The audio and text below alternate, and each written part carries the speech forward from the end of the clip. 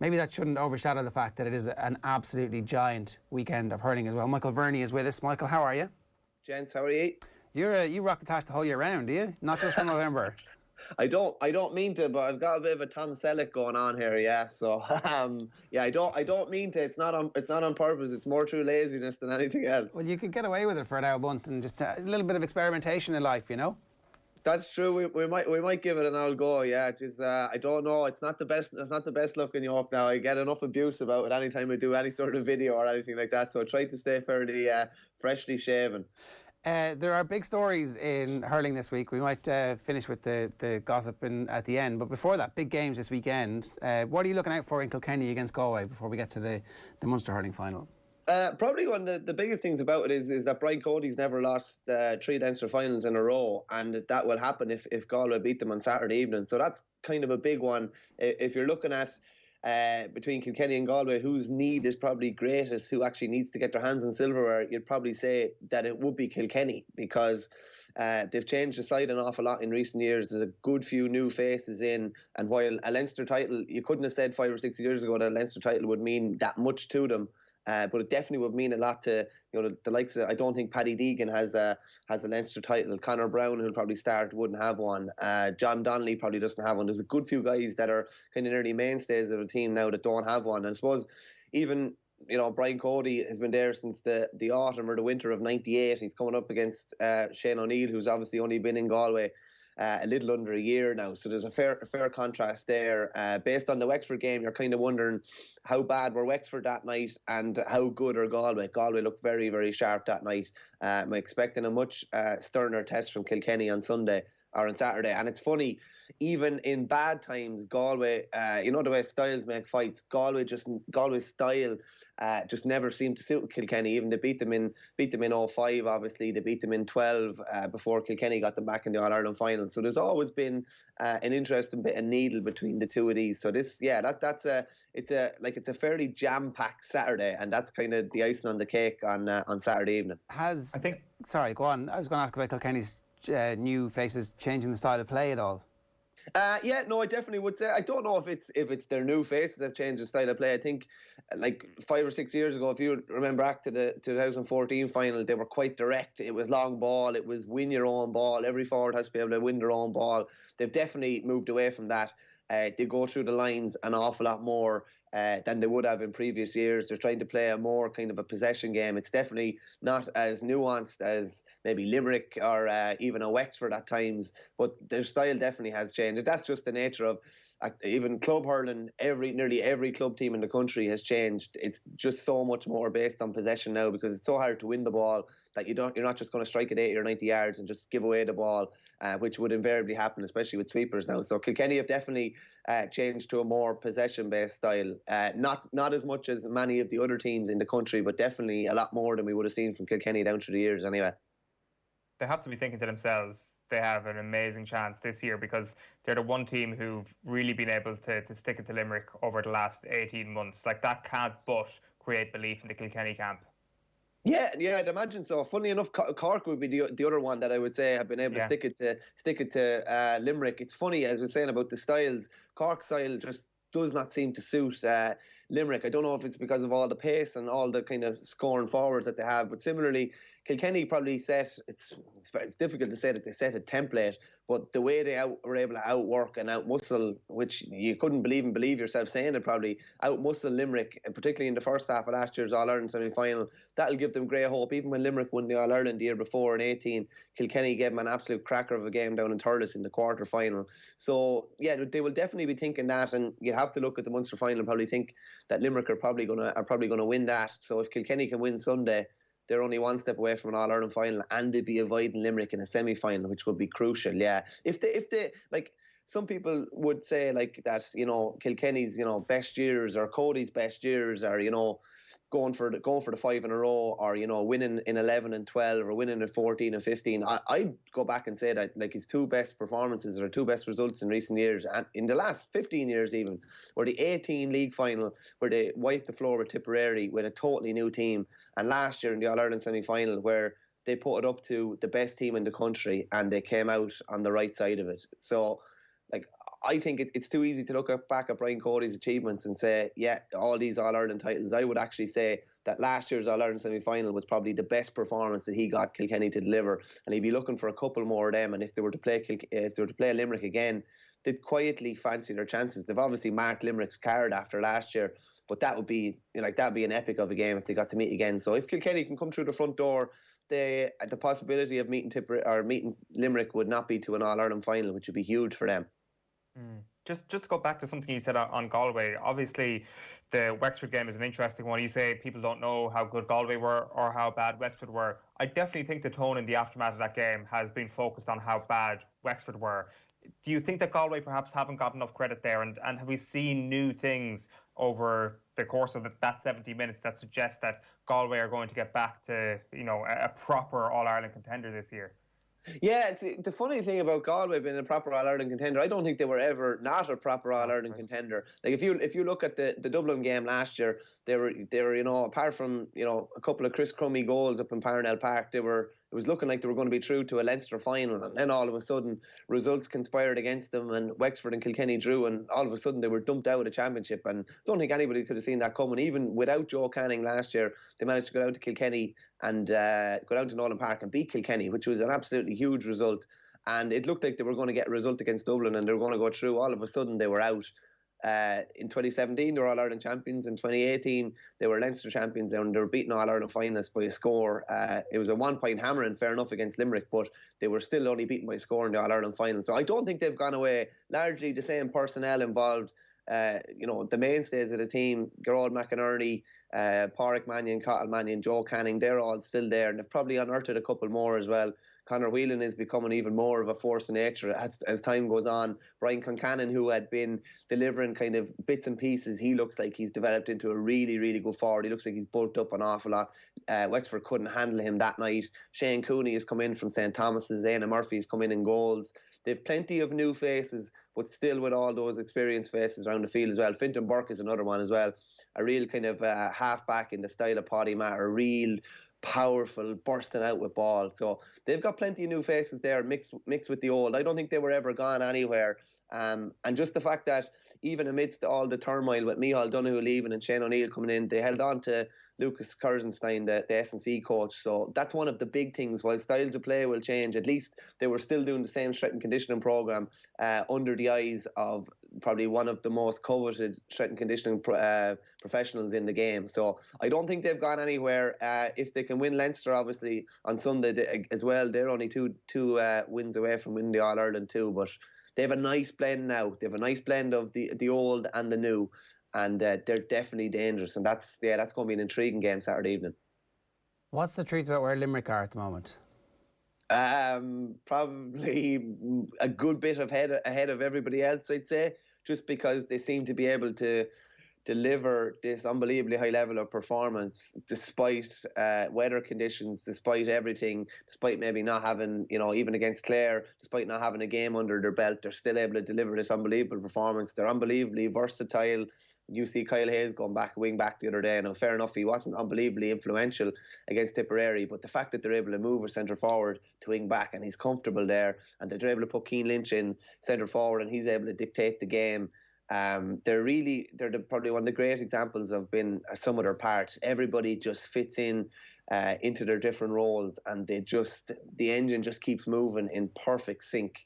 And even a couple of new faces in the full back line don't really seem to have upset things at all, because all the parts are still the same around them. That's an interesting game in the sense that Waterford delivered a real good performance against Cork. Now, again, what sort of resistance did Cork put up that day in the Munster semi-final? But Waterford were brilliant. They have loads of new faces with Liam Cahill and Mikey Beavens on the line, and the likes of Callum Lyons and Conor Prunty in their team, and all their old faces as well, in Austin Gleeson, Jamie Byrne. They're all kind of back on form, even though they're missing Pádraig Matney. And that's a tough game for Waterford. I think as long as they're competitive and they deliver some sort of a performance, they'll be happy. I don't think they'll be expecting to win it. And with the way Limerick are playing at the moment, I'd say they are probably head and shoulders above everyone at the moment. But saying that, they were head and shoulders above everyone last year as well, and they were still caught.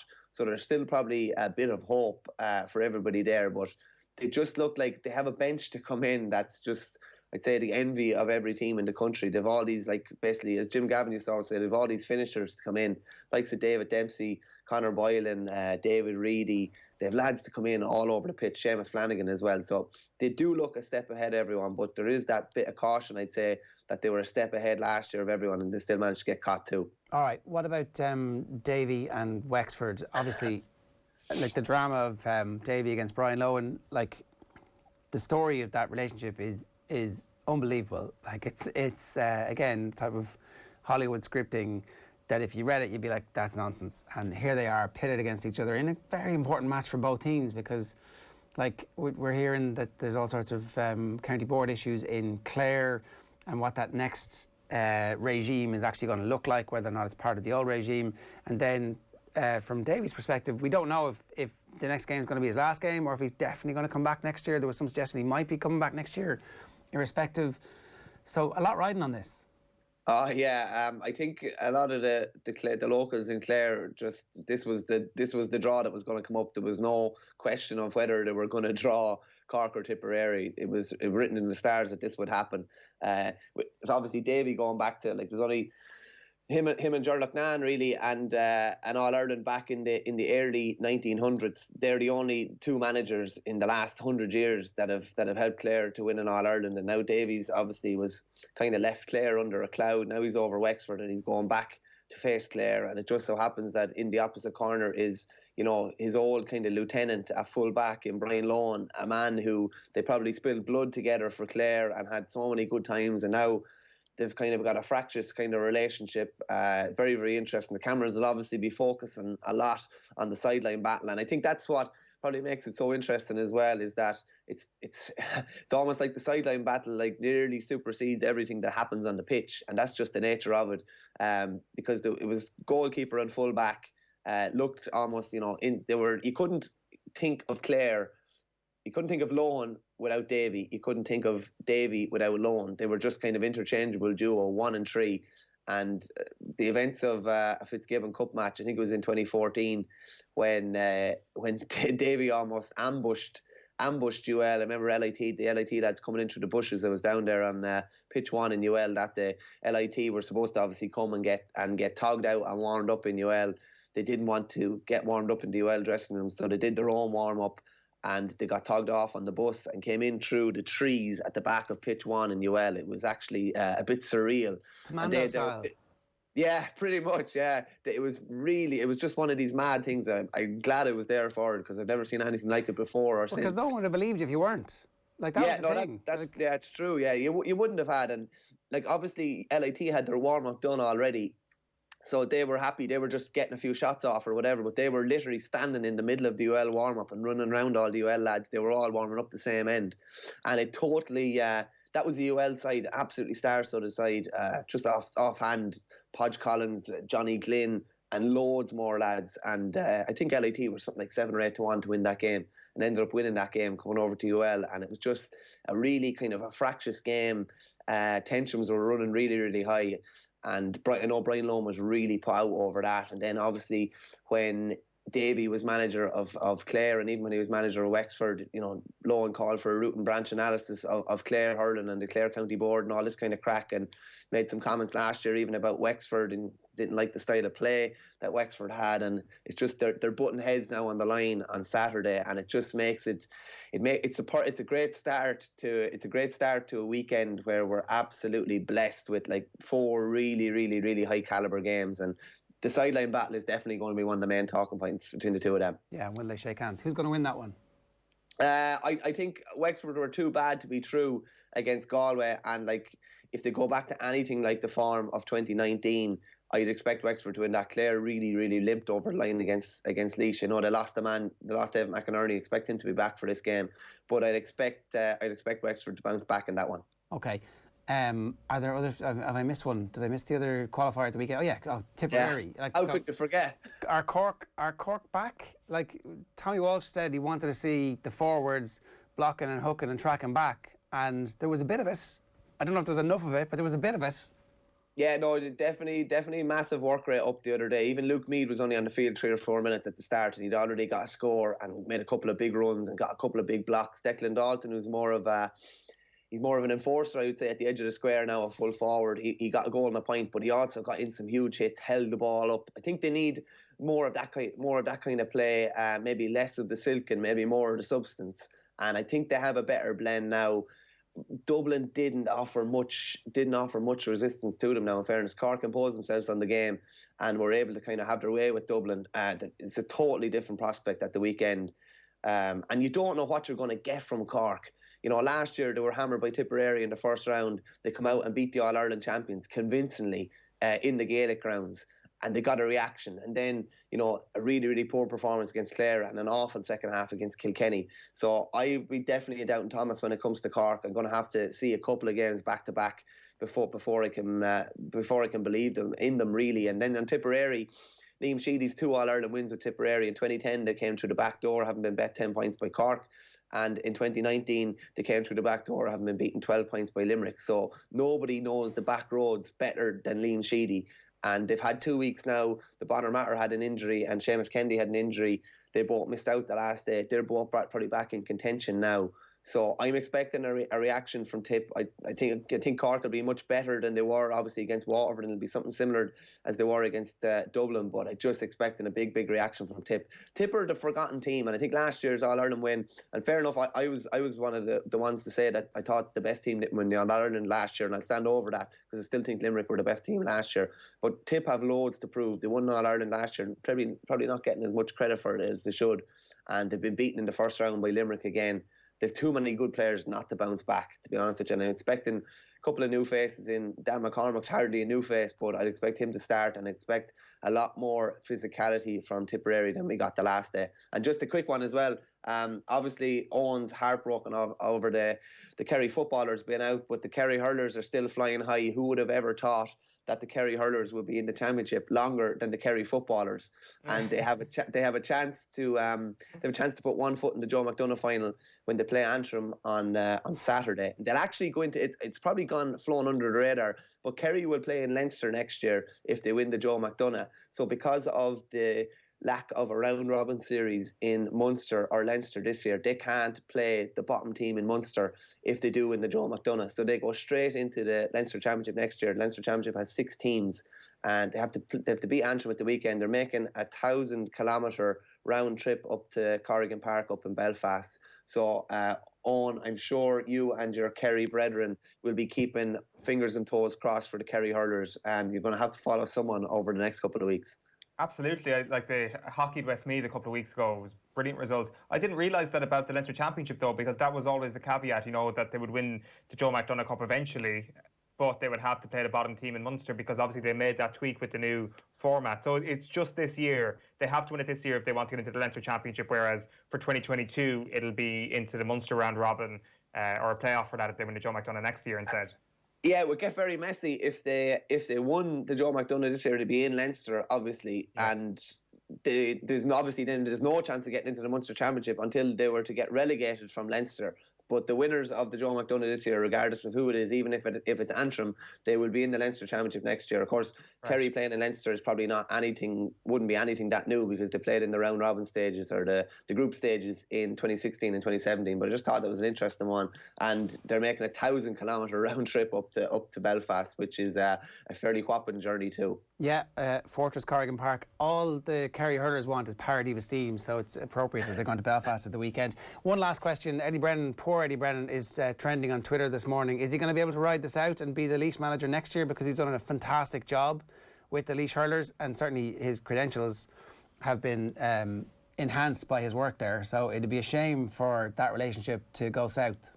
Yeah, he's done a brilliant job. And the one thing I will say about it is I don't think anybody could question his passion for Laois hurling and his passion for progress. And in fairness, after the game on Saturday, he kind of said, you know, that he was wondering about more funding and looking for some ways of getting Laois on parity. That's a man who wants to get Laois to the next level and has already brought them up massive strides. They could have taken a big scalp on Saturday, beating Clare. Obviously took a big scalp last year in Dublin. No more than anything, like, someone else will be the story later on today, or someone else will be the story the day after. So from a Laois point of view, I think they'd be very, very foolish not to try and get him back. I know he was kind of 50-50 even before the last couple of days after the game on Saturday, but I think they'd be foolish not to hold on to him. He's introduced an awful lot of new faces and managed to keep them really, really competitive. And as I said, with a big championship win last year, like if you're looking back at the history of Laois hurling in 100 years, they'll probably still be talking about that win over Dublin in O'Moore Park. So I think they'd be very, very foolish not to do everything they can to hold on to him. Yeah, and I'd say loads of counties would like that passion as the leader of their hurling setup and team, and just to set the agenda for them. So if not Laois, then I've no doubt somewhere else as well. Good stuff, Michael. Thanks a million. Enjoy the weekend. Cheers, man. Thanks a million. This might be the greatest weekend of hurling of all time. I'm not sure. I can't remember everything being as good as this.